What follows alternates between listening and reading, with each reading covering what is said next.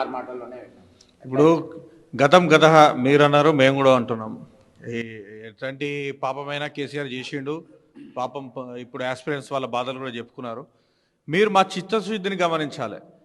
ప్రభుత్వం ఏర్పాటు చేసినాక రెండో రోజే ముఖ్యమంత్రి రేవంత్ రెడ్డి గారు మనకు టీఎస్పీఎస్సీ గురించి రివ్యూ చేసిండ్రు. మిగతా ప్రభుత్వ పెద్దలతో కూడా ఆయన రివ్యూ చేసిండ్రు. అంటే ఏ విధంగా మేము ఎంత లాజికల్ మైండ్తో ఆలోచిస్తున్నామో అర్థం చేసుకోండి. రెండో రోజే ఏ ముఖ్యమంత్రి కూడా ఇంత నిరుద్యోగుల గురించి పట్టించుకున్న దాఖలా లేవు. కానీ ఈరోజు రేవంత్ రెడ్డి గారు, మా కాంగ్రెస్ మంత్రులు అందరూ కూడా ప్రతి ఒక్క డిపార్ట్మెంట్ మీద సమీక్ష చేస్తూ ఉన్నారు.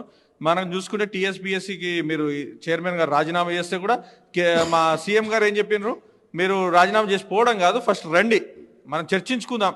సాధ్యాసాధ్యాలు గతంలో ఏ విధంగా తప్పిదాలు జరిగినాయి, మరి ఇక ముందట ఇలాంటి తప్పిదాలు ఎలా జరగద్దు అనేది వాళ్ళ నుంచి సజెషన్స్ తీసుకొని, ఇక టీఎస్పీఎస్సీ ఒకటే కాదు, ఇక ముందట ప్రతి స్టాఫ్ సెలెక్షన్ కానీ, మీరు గతంలో కాంగ్రెస్ ప్రభుత్వంలో 10 సంవత్సరాలు ఏ రోజు కూడా ఇటువంటి దారుణాలు జరగలేదు కేసీఆర్ చేసినట్టు. మేము 2004 నుంచి 2014 వరకు ఉద్యోగ కల్పనలో మేము వృద్ధి రేటు సాధించినాం. ఇప్పుడు కూడా ఒక 2 సంవత్సరాలు ఓపిక పట్టండి. ప్లస్ మా మేనిఫెస్టోలో కూడా చెప్పినాం, మీరు ఏదైతే పిల్లలు చాలా మంచిగా చదువుకుంటారో మీరు concentration on your study concentrate చేయండి. మీకు కోచింగ్కి సంబంధించినటువంటి డబ్బులు ఏమున్నా కానీ మా ముఖ్యమంత్రి గారు త్వరలోనే బడ్జెట్లో కూడా పెడతారు. ఆయన మా మేనిఫెస్టోలో చెప్పినట్టుగా మీ ఖర్చుల్ని కూడా ప్రభుత్వం భరించి మీకు మంచి ధైర్యాన్ని ఇస్తున్నాం.